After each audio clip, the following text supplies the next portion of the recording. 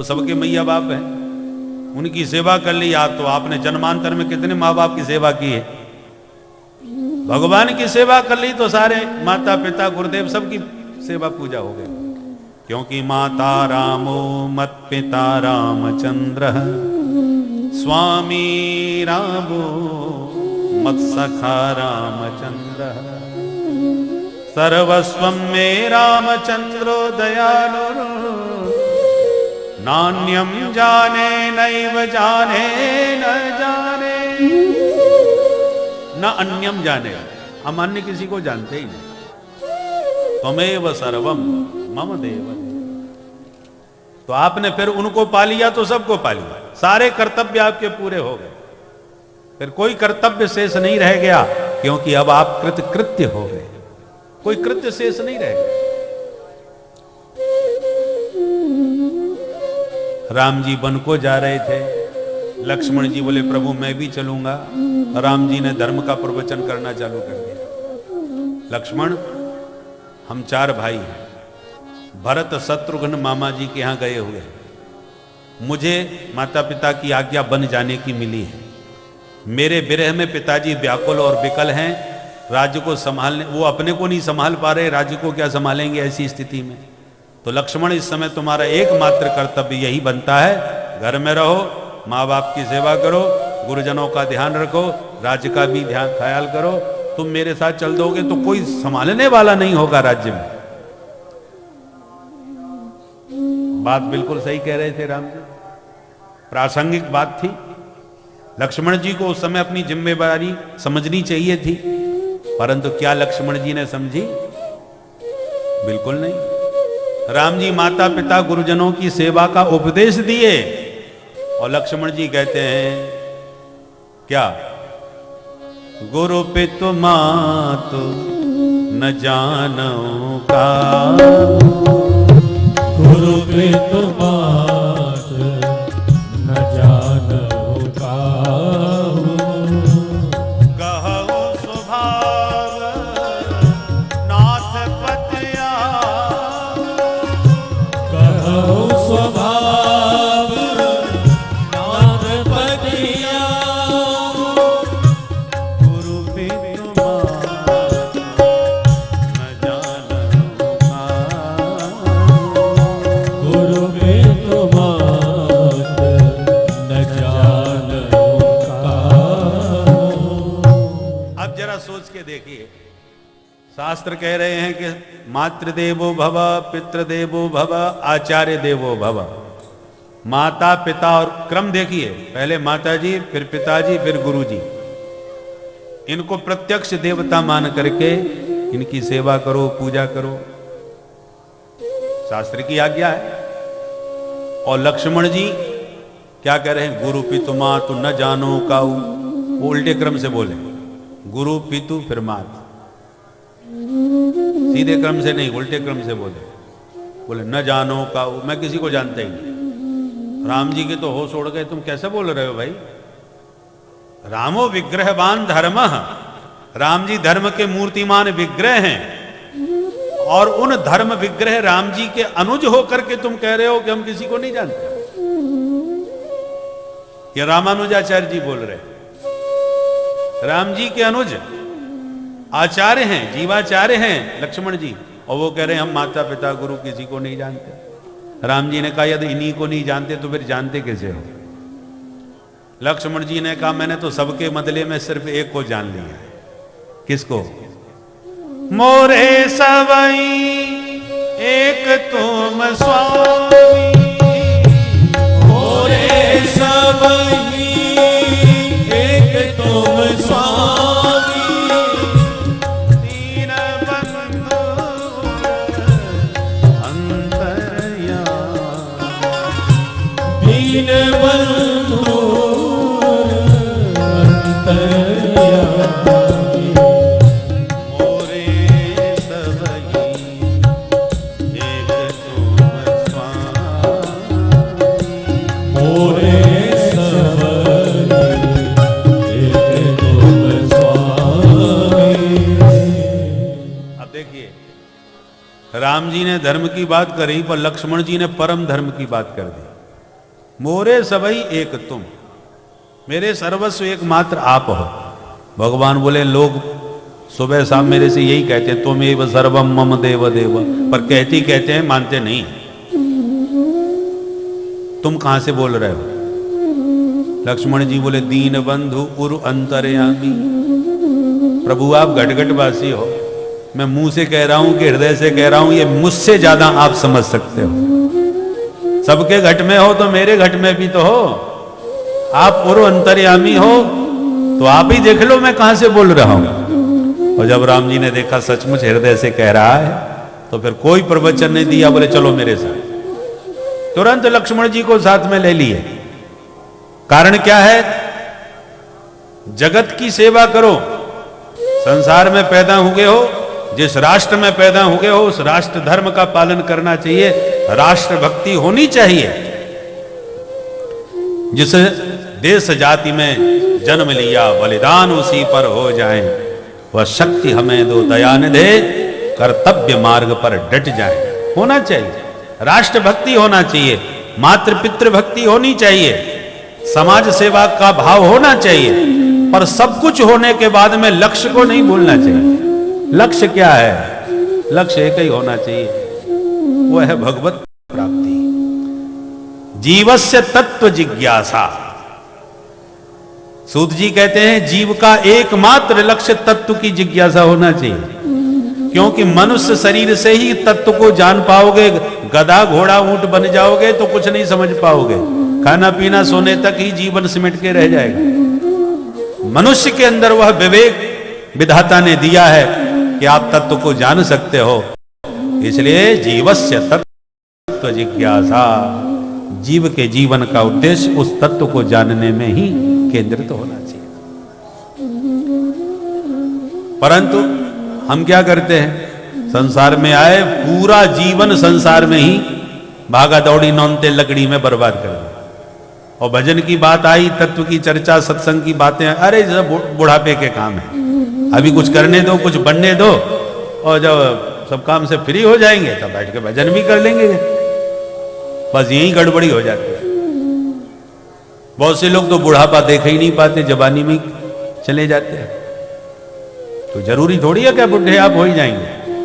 और बुढ़ापा मिल भी गया पर जीवन में अभ्यास कभी नहीं किया तो बुढ़ापे में भी कुछ नहीं होने वाला, क्योंकि जीवन भर का जो अभ्यास है वही तो बुढ़ापे में बनेगा।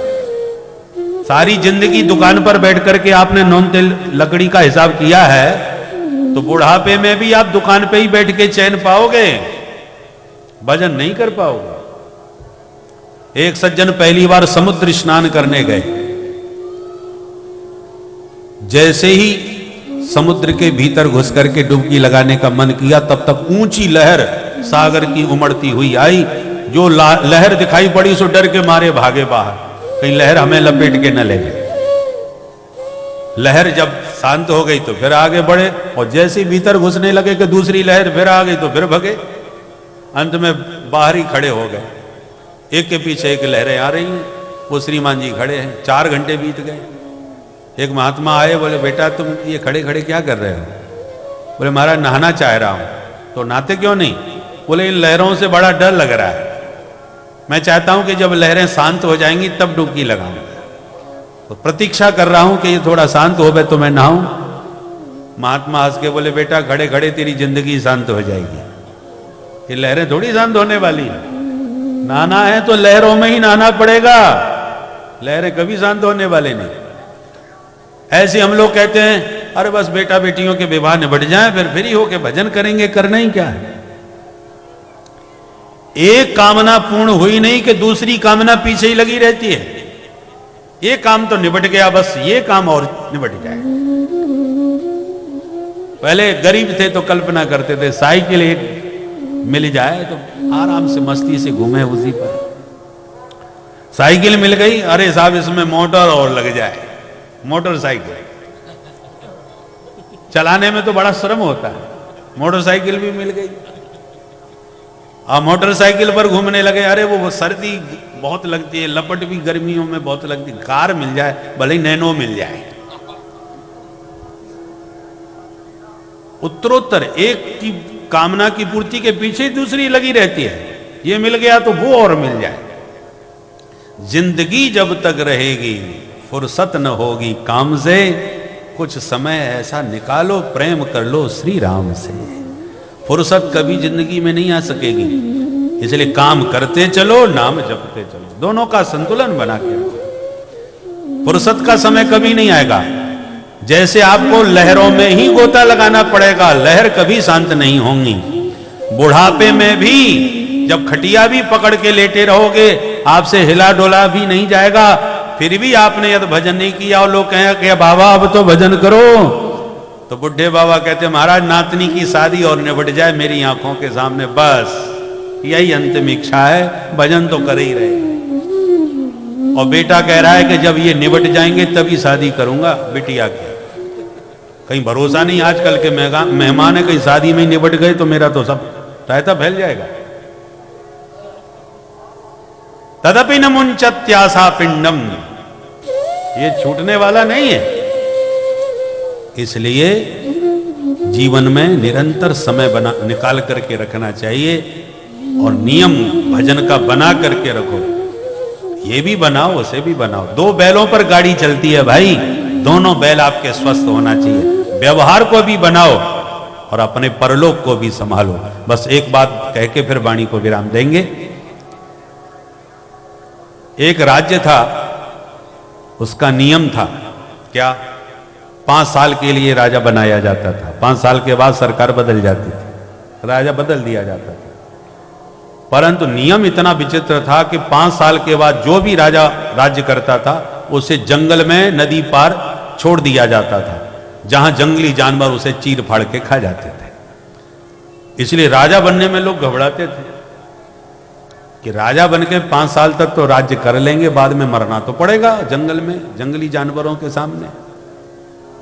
तो अब राज्यकाल पूरा होने को आ गया, दूसरा राजा कोई ना बनने को तैयार, लोग परेशान। बोले एक काम करते हैं, जब कोई राजी नहीं हो रहा राजा बनने को, तो कल ब्रह्म मुहूर्त में पूरा मंत्रिमंडल चलेगा, जो मिल जाएगा पहले नंबर पर उसी को जबरदस्ती राजा बनाया जाएगा। ठीक है। अब मंत्रिमंडल ब्रह्म मुहूर्त में 4 बजे निकला, तो एक जोगी बाबा चले जा रहे थे ब्रह्म मुहूर्त में, तो महात्मा लोग घूमते, अरे मिल गए राजा, मिल गए राजा। जोगी बाबा ने कहा क्या मतलब? बोले आप राजा बनेंगे। बहुत अच्छी बात है, तो खुशी की बात है भाई, राजा बन जाएंगे। परंतु एक नियम है हमारा। क्या? बोले 5 साल राज्य करने के बाद आपको नदी पार जंगल में छोड़ दिया जाएगा। अब आप जंगली जानवरों के बीच में जैसे रहना चाहें रहें। अच्छा, बोले हाँ ये नियम है। योगी बाबा ने कहा स्वीकार है, पर 5 साल राज्य तो बढ़िया करेंगे। बोले हाँ उसमें कोई परेशानी नहीं। तब तो राज्य में खुशी हो गई, अरे राजा मिल गए, राजा मिल गए। जोगी बाबा को बना दिए राजा, हो गया अभिषेक, राज्याभिषेक। जोगी बाबा ने कहा हम राजा? बोले बिल्कुल राजा, हमारी आज्ञा का पालन होगा? बोले अवश्य होगा। जोगी बाबा ने कहा तो हमारी आज्ञा है नदी पार का पूरा जंगल काट दिया जाए। जो आज्ञा महाराज। महाराज का आदेश, सेना टूट पड़ी, सारा जंगल साफ। बोले महाराज पूरा जंगल साफ कर दिया, कुछ ही महीनों में खत्म कर दिया। अब बोलिए? बोले अब हमारी आज्ञा है बढ़िया बढ़िया सड़कें बनाई जाएं, प्रजा के लोग जो भी चाहें बढ़िया बढ़िया उद्योगपतियों को बढ़िया उद्योग लगाने के लिए भूमि दी जाए राज्य की ओर से, बढ़िया बढ़िया फैक्ट्री लगाई जाए, कॉलोनी बसाई जाए, बिजली पानी का पूरा प्रबंध किया जाए। जोगी बाबा का आदेश। लग गई सेना, बढ़िया सड़कें चमचमाने लगी, बढ़िया बिजली के खंभे लग गए, प्रकाश होने लगा, बढ़िया बढ़िया भव्य भवन बनाने लगे। और 5 साल में तो चमत्कार हो गया महाराज। जैसे ही 5 साल पूरे हुए, योगी बाबा बोले अब बताओ उधर जाएं कि इधर रहे? सब हाथ जोड़ के बोले महाराज इधर से भी ज्यादा जलवा उधर हो गया है, अब तो आप इधर रहो या उधर रहो कोई फर्क नहीं पड़ता। ये युक्ति है। और जो बनते थे वो राजा बन के केवल राजसीय सुख भोगने में लगे रहते थे, और जोगी बाबा ने आते ही अपना अभियान प्रारंभ कर दिया। वो केवल भोग भोगने में ही नहीं लगे रहे, राज्याभिषेक होने के बाद भी तखत पे ही सोते रहे। और अपने अभियान को केंद्र में रख करके काम करते रहे, क्योंकि मालूम था कि 5 साल के बाद कुर्सी छोड़नी पड़ेगी और उधर जाना पड़ेगा। परंतु और लोग केवल मस्त रहते थे, इसलिए 5 साल के बाद रोते थे। पर बाबा ने विवेक से काम लिया, लोक परलोक दोनों को बना लिया। अब इधर रहे उधर रहे क्या फर्क पड़ता है, प्रजा जहां भेज दे, जनता जनार्दन जहां भेज देगी वहां चले जाएंगे। अब कोई डर भय कहीं से भी नहीं, ना इधर डर है ना उधर, जहां भेज देंगे वहां जाएंगे। राम का नाम लेकर जो मर जाएंगे वो जिधर भेज देंगे उधर जाएंगे। इसलिए संसार में रह के केवल मौज मस्ती में ही जो जीवन बर्बाद कर देते हैं, वो मरते समय घबराते हैं कि हे भगवान अब उधर जा रहे हैं, न जाने उधर क्या होगा। पर जो जीवन भर भजन साधन करके अपने परलोक का मार्ग प्रशस्त कर लेते हैं, वो मस्त रहते हैं। जब तक यहां रह रहे हैं मस्ती में रह रहे हैं, और जब उधर से बुलावा आएगा उधर भी मस्ती के साथ जाएंगे, क्योंकि हमने पहली कार्यक्रम उधर पूरा तैयार करके रखा है, इसलिए डरते नहीं है उधर जाने से। इसलिए लोक परलोक दोनों को बनाने वाला सदा जीवन में मस्त रहता है। बोल बंसी वारे की जय, भक्त वत्सल भगवान की जय। इसलिए आइए मिलकर के भगवान नाम संकीर्तन करते हुए प्रस्थान करें। 2:30 बजे पुनः उपस्थित हों। वृंदावन बिहारी लाल की जय। ओ तेरा सुंदर रूप सलोना, चितवन में जादू टोना, तू है जादूगर सरकार, तिहारी चरणन की बलिहार। ओ तेरा सुंदर, तेरा सुंदर, ओ तेरा सुंदर, तेरा सुंदर रूप सलोना, ओ चितवन में जादू टोना, तू है जादूगर सरकार, तू है जादूगर सरकार, तिहारी चरणन की बलिहार। तू है जादूगर सरकार, तिहारी चरणन की बलिहार। ओ तेरा सुंदर, ओ तेरा सुंदर, ओ तेरा सुंदर रूप सलोना, ओ तेरा सुंदर रूप सलोना, ओ चितवन में जादू टोना, ओ चितवन में जादू टोना, तू है जादूगर सरकार, तू है जादूगर सरकार, तिहारी चरणन की बलिहार। तू है जादूगर सरकार, तिहारी चरणन की बलिहार। वृंदावन बिहारी लाल।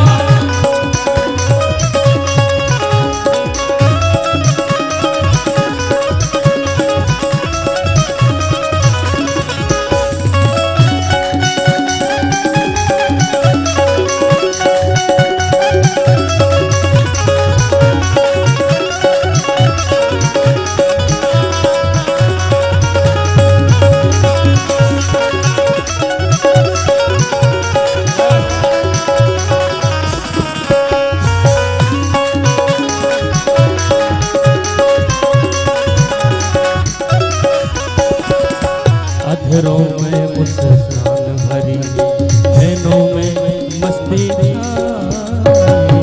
अधरों पर मुस्कान भरी, नैनों में मस्ती छाई।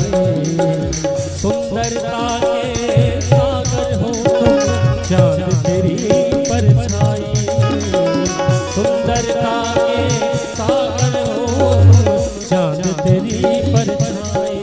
ओ तू है खुशियों भरा खजाना, हो तू है खुशियों भरा खजाना, हो जाए बस दीवाना, हो जाए बस दीवाना, तुझे